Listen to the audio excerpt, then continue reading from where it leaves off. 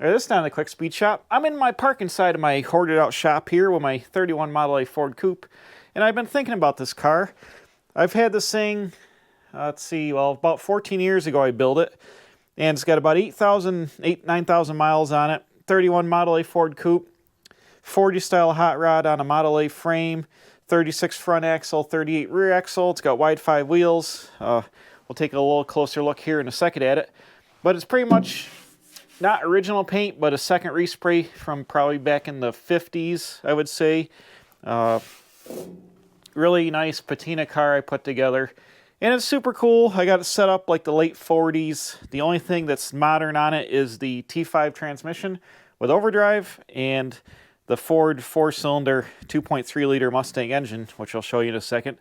And I've been running around like this. It's pretty cool. It actually gets like 23 miles of the gallon, so it's a pretty good car. But it's not quite there. You know, it's cool, but when I open the hood on it, I'll bring you over here for a second. I open the hood, there's a modern engine in it. And, you know, originally these cars are 4-cylinder, so it's not like a real big departure. And it's a 4-cylinder Ford engine, so it's all Ford powered. But I like to go to the one last step and make it a little bit cooler. Like, I watch like Iron Trap Garage and Matt there, and he's got the early Fords. He's got the 32s and 33s and 4s. I've got a 34 sedan, and I got this coupe I built.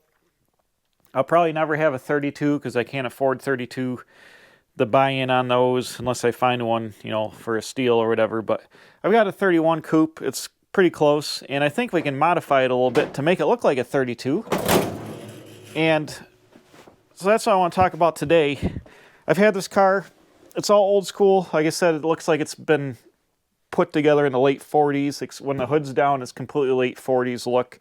And it's fun, but it is the 4-cylinder Ford. I would really like to put a flathead V8 in it. A 59 AB motor with a transmission that came out of my friend Chad's car. It runs. It's a little tired, but it runs and stuff. And this car isn't like an out-of-state cruiser. I drive it around town. I drive it out probably to Buffalo sometimes for the open wheel stuff we do out there. So it does like hour and a half round trips most of the time, but most of the time it's closer to that. So the overdrive is really good. I'll be keeping that. I want to put in a 59 AB, couple it to a T5, or I have a Ford single rail overdrive truck transmission where it's a 4-speed, but the 4th gear is overdrive. I got that from a guy that had it behind a 59 or a 58 BA engine in his Ford truck. So I've got options to keep overdrive, which I'd like to have. This car's got 378 rear gears, so I'd really like to have the overdrive to keep up. Like this car will do 65, 70 miles an hour with overdrive, which at 65 or 70, it's like a brick and it's pushing a lot of air, so it's kind of like putting a half a sheet of plywood through the wind. But it will do 65 miles an hour. So you can daily drive this thing all day long. I drive it in the summertime, daily drive it to work all the time. You know, it'll do 55, 60 in traffic, stop, handle good, it's fine. But I would like to update it just a little bit, maybe go into the 50s for the look of it. I like the bias ply tires. I'll bring you around over here to show that in a second. I want to keep my bias ply tires. I'm thinking about channeling the car. I'm in the East Coast here of the country, and back in the 50s they had like what was called the East Coast style, and it was an unchopped, this is a factory windshield height, factory roof height car, unchopped but channeled, meaning the car, you cut the floor out of the car and move the frame up into the body of the car to lower the body. I think the reason that channeled cars were popular on the East Coast is a lot of them were rusted out with the floors and stuff from the salt and all that way back in the day, or the snow and all that. I think that's probably where the channeled body came from. Obviously I wasn't around in the 50s, but I think maybe that might have been where it started, because out in California you really didn't see a whole lot of channeled cars. You'd see like Dry Lakes race cars and stuff, they would channel them and all that, put the body over the frame and really chop them out there. But on the East Coast you saw a lot of unchopped but channeled cars. So I wonder if it had something to do with the cars being rusty from the snow and all that. So that's what I think I want to do to this car. I think I want to channel it pretty hard, at least the width of the frame, which is about 3.5 inches. I'd like to channel it maybe like, I don't know, 4, maybe 5 or 6. 6 is a lot, probably 4. leave it unchopped, but channel it over this frame I have, and I want to change the grill shell, because once you channel a car, the radiator sits on the cross member, and the radiator doesn't move, and when you drop the body down, suddenly the radiator is taller than the rest of the car. And that's what you saw a lot of heavily channeled 50s cars, like I said, Iron Trap Garage. He's got the Larry Schroll 32 Ford, and that's heavily channeled, probably like 8 inches or 8 or 10 inches, heavily channeled car, and it's got a chopped radiator. But in order to do that, the radiator is in front of the cross member. So a lot of the a lot of the heavily channeled cars back in the 50s, you would see the radiator out in the front of the cross member and down, which really elongates the engine compartment. And I want to be able to keep my hood, so I don't want to do that. So I have an option. I have an idea that I've used on my 29 Model A hot rod shop truck, which is chopped, channeled, and sectioned. I've used a hot rod technique that I kind of came up with that allows you to use a radiator, move the head a little bit to clear the cross member, but still use a stock hood. So let me move you over here and I'll show you. The hood here, here's that 2.3 liter, and I've done some videos on this. Here, let me bring you around and show you. The 2.3 liter in there, it is painted Model A Ford green. It's got the carburetor on the driver's side, and it fits in there pretty nice. Unfortunately, I've got to run electric fan, which I also kind of want to get rid of because that's kind of hokey. But it fits in there. I didn't cut the firewall. But here's what I was talking about, the radiator sitting on top of the cross member. And this is actually a Walker radiator that I bought before they went out of business. It's copper behind the grill guard here. This is like an $800 radiator at the time, even in 2011 when I bought it. So if I want to channel this car, I need to do something with the radiator. Now when I put a flathead in it, a flathead, this radiator's got a single water neck on it. A flathead V8 has 2 hoses coming off the heads for the water. So I have an aluminum chopped flathead radiator that I got from my friend Dylan that's chopped probably like 4 inches. And it's a new aluminum one, which I can paint black to put it in here. But it is chopped, like I said, like 4 inches, so it should fit on top of the cross member. And I can put new tabs on it. It won't fit correctly, really. Well, it'll fit in the stainless steel Model A grill shell. But here's the deal with the grill shell. The grill shell needs to be chopped down too. And you can do that by cutting the bottom of it off and raising it. But I've got another idea what I want to do, and I'll show you that right now. Everybody back in the day put 32 Ford radiators on these cars because they would part out a 32. They would get usually they'd use the frame or at least the engine and the 32 grill shell with the radiator. It was just what they did. So 32 shells are very popular, but they're thin. They're like about the thickness of this Model A grill shell. And I need a little bit more thickness if I need to move the radiator. Putting the flathead in here, a lot of times you need to cut the firewall. I really don't want to have to do that, but I don't want to lengthen the hood either. So my option is, which I've done on my Model A truck, like I said, I use a 34 pickup grill shell, which looks really very similar to a 32. It's got the one-piece insert that's stamped into the sheet metal. It looks like a 32 all the way around, but here it is several inches thicker than a 32 here, which allows me to pretty much put the radiator ahead. Now this is obviously angled out because of the headlight bar, but you get the idea. It allows me to move the radiator ahead a couple of inches on like little standoffs into this grill shell, but it still allows the hood to be the stock height hood here. If you can see from the side, the thickness of this will allow the hood to fit it, but the radiator can be shoved ahead in there a couple inches. So I'd have to put a bend in the headlight bar or redo the headlight bar, but if I put this grill shell on, I can move the radiator head and cut the bottom of this grill off. It looks like it's already been cut off a little bit. It might have been in a channeled car.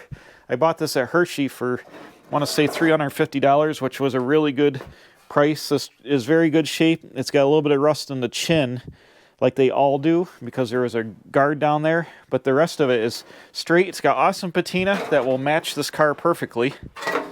That's another reason I bought it. So if you can envision the car with the 34 shell channeled, so the bottom of the grill will be down here, and I could take a couple inches out of it if it gets too close to the ground.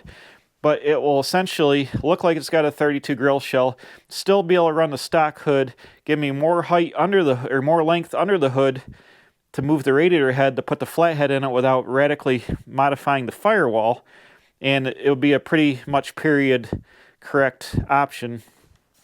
I can dust this paint up, you know, put a little shine juice or whatever on the rust. It'll pretty much match the patina of the car. So that's what I think I want to do with this car maybe next winter, is update the look of the front of the car with a 34 grill and then channel it over the frame. Now let's open the doors. We'll take a look at what's got to happen on the inside of the car. So this car's body on frame all the way down. There would have been running boards down here and fenders and brackets down here, so you didn't see any of the frame underneath the car. And you can see in the center, it's almost about 4 inches tall. And on the inside here, these are the sub rails, like the rocker panels sort of, but they're called sub rails to hold it together. So you would leave these intact in the car, which when I built this car originally, I replaced these sub rails with new aftermarket sub rails and cross rails here. You would cut the cross rails here, raise these up, and there would be like a channel of metal across here, and this would all drop down. Now my pedals are 39 to 40 Ford pedals mounted in the floor. They would probably just move up, or I'd have to move the bracket down on the frame. The steering column, I'll show you under the hood, I've got set up with a universal joint, so the steering column could pretty much stay where it is. I might have to angle it up a little bit because it's going to come down towards the seat. The seat I have up on pedestals. The seat is going to have to drop down closer to the floor, but my increased seat height with the body dropping down being unchopped, there's plenty of headroom in this car to be able to sit in it and still have room. So under the hood here, I've got the steering shaft and I've got a universal joint, and I'm running modern steering. I'm running a Vega steering box, which gives me cross steer. Fords were side steer up to 1934.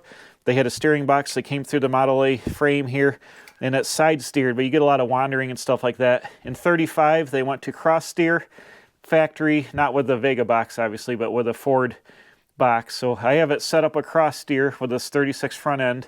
I have a universal joint here, so the steering column can tilt and move with dropping the body down, so I shouldn't have to really modify the steering that much. This engine will come out. I might have to do a slight notch in the firewall for the back of the flathead, but I should be able to slide the flathead enough ahead with the new radiator where I shouldn't have to get into the firewall, so I can maintain my leg and foot clearance. Right here on the feet where the firewall fits on the floor, this will get cut out here. A section will get taken out of this, and this foot will get moved up into here, and the body will drop down over the frame. So if you can imagine the frame here, if we take the body and drop it down the width of the frame, like 4 inches, it would sit down here. I've got to think about my wishbone clearance height as well. I've got this set up with like 10 degrees of caster on the axle, and I've got these mounts here to the frame, so I don't want to be into my wishbones. So if I bring this down, there's very little movement at the pivot point back here. All the movement's up in the front of the axle, so I can come down close, probably within ½ an inch, or I could put a little notch in the body here where the wishbones would go if I wanted to do like a really hard channel. Or you can cut these and pie cut them and stuff like that, but I really don't want to do that. I want to kind of maintain the early style build of just like slamming it down but not doing a bunch of modern custom tricks to it, even though I have modern style tie rod ends on here. But it'll drop the body down. We'll say if we want 5 inches, that would still give me like an inch of clearance to the wishbone. So probably a 5-inch channel would be plenty. And let's go around and see what it looked like in the back. Now it's going to be kind of hard to see back here because I've got a lot of junk obviously back here. But the engine that's going to go in this car is, where is it? I'm stuck on a Dodge V8 over there. That's a 4859 AB right there that came out of my buddy Chad's car. And I've got another, not a 59 AB, but a 19, I think a 39 or 40 24 stud block here, or running engine out of this KR Wilson unit that would be a potential option to put in here. But in the back, if we can imagine lowering the back of this car, or the body down 5 inches, you can see right now this car is already about 1.5 inches lower than stock. It's got a drop spring, reverse I spring in the front with a 32 to 36 axle, which is about 1.5 to 2 inches lower than a Model A axle in the front there. In the back, I've got a 38 axle with the spring behind the, it's hard to see, but spring behind the axle on a flat cross member. So the back of the frame is down a little bit. The frame is not Z'd or anything like they do with a step up in the back. It's completely flat. So I would probably leave it like that and just drop the body down. So if you can imagine, we've got quite a clearance here. So if we took the body and dropped it down 5 inches, the tire is going to sit in the fender opening pretty nice. It's going to give a good look to it. This car right now, like I said, is set up like late 40s, like way up in the air. Pretty much stock height almost is what they would have done back then. So we're going to lower this down. Now I could Z the frame in the back, the width of the frame, and pick it up even more, lower it in the back even more, but I don't think I want to do that because I don't want the car to be, I want the car to still have a rake. I don't want it to sit flat or low in the back like some of them did back in the day. But we'll have to cut the trunk floor out and along with the rest of the car, the floor, and set the whole body down over here. I have rear frame rails I made out of front frame horns that stick out under the body. They would need to be cut off and dropped if I want to keep the rear frame rails, or I would get rid of those altogether and just have the body hanging down over the frame, which is usually what would happen in these cars. In the trunk, I've got this wooden like trunk tray that I made that sits on top of a full-size spare, and it comes out of the car. It just kind of rides in here. I made it out of old tongue and groove lumber. Oh, my spare tire is almost flat. I wanted to have a full-size spare for this car because it's, you can see I'm running the Ford wide 5 wheels, which Ford made from 1936 to 1939. And if you get a flat on the side of the road, you can't just go out and throw any old wheel in the car. You got to have a wide 5 wheels. So I made this trunk floor so I could have a full-size spare in it. And the battery is over here, and the fuel tank is actually also part of the floor. So the fuel tank would have to be raised. My filler neck, which I have there, would have to be shortened, or I might have to make a new fuel tank altogether. And maybe, because right now the fuel tank is under the seat, and when the seat comes down, there probably wouldn't be room for the tank under the seat. This tank is like an L. It's flat, and then it kicks up behind here in the trunk. So I might need to put a smaller or a different fuel tank in it, maybe a bulkhead tank or something like that. I'll probably not be able to I'll not have to have room. I probably won't have room to run a full-size spare anymore, which most hot rods don't run full-size spares, obviously, because they don't have room. And I mean, that'll be okay. Is what it is. It's not going to have a full-size spare, I guess, unless I get rid of the wooden box and I put the spare up in there. I kind of like having trunk space in here to haul like chairs and miscellaneous parts and stuff in the back, but I could put the spare up under here at an angle and just still have a spare. It would just not be not a lot of trunk space. So that's another option. Keep the spare and just run out and get rid of the trunk space, or put the spare actually in the car behind the seat. It would probably fit behind the seat between the firewall and the seat back there. That's another option. But anyways, the floor will get cut. The floor will come up 5 inches in the back. Probably need a new gas tank. So the entire body will drop down, but it's got new sub rails all the way around. A lot of times back in the hot rod days, these guys would cut these sub rails right out and just leave the body like hanging loose or very poorly supported, and it would crack the body here, and you'd see a lot of these cars with big fatigue cracks through here because they would just cut the floor off and leave body mounts like up here, but the whole back of the car would essentially hang, and it would just do this all the time, and it fatigue this metal and break it. So I don't want to do that. I would build braces all the way across the frame and continue to support the entire part of the floor. This car has a 3/4 inch plywood floor in the trunk, as well as 3/4 inch plywood between the frame and in the front, because these cars had wooden floorboards to begin with from the factory. So I can maintain that. I've got 3/4 inch pressure treated plywood painted black in here for the trunk floor. So that would raise up. So essentially the floor would be about the same height as the wooden floor that I made for it now. So if I can put this guy back in here, get in there. Boom. So the trunk floor would probably end up right about the same height that it is now. So obviously if I didn't have this front piece in here and that it was just a flat floor, I could get rid of this tray, and then I could probably still have room for a spare if I did something else to the fuel tank. So this is a good idea. This is what the trunk floor actually look like. I'll just have to get creative with the spare. So it won't change it too much, just got to figure out some of the logistics. One last thing to think about with the hood is I'm going to keep the hood top on it, but I would like to run the hood sides. But as you can see here, the frame comes out from under the hood. So if you run a full hood with a channeled car, you need to cut and raise the panel. So if I did it 5 inches, obviously there's not 5 inches of material here. So you'll see sometimes the guys will cut the louvers and bring the louvers up and kick them up. This is a really, really nice hood. Like, it's pretty much straight and all original vents and stuff like that. So I probably wouldn't cut these side panels. If I did anything, I would get a junk hood or one that's rotted on the bottom, and I have some other hood sides, cut them up and try to patina match the hood, or just take the sides off because I'm going to have a flathead in it. It would be pretty cool to see the engine. Just run it with the hood top. There is just a rod that goes through this hinge here, and you knock the hinge out, or the rod out of the hinge, and you can take the top off and, you know, just run it without the hood sides, which I'll probably do that instead of cutting these nice hood sides up, because then you can see your flathead and it's cool. So the whole reason I wanted to do this is I want to get rid of the Ford 2.3 liter overhead cam engine, but I didn't know how to do it and put the flathead in it. I thought about putting a small block Ford in it, but the radiator length to the firewall is a problem. And I'm like, you know what? This car is tall.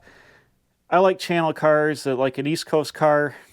Let's build a fun East Coast car. It wouldn't take there's like no cost involved to channel the body except for a little bit of metal.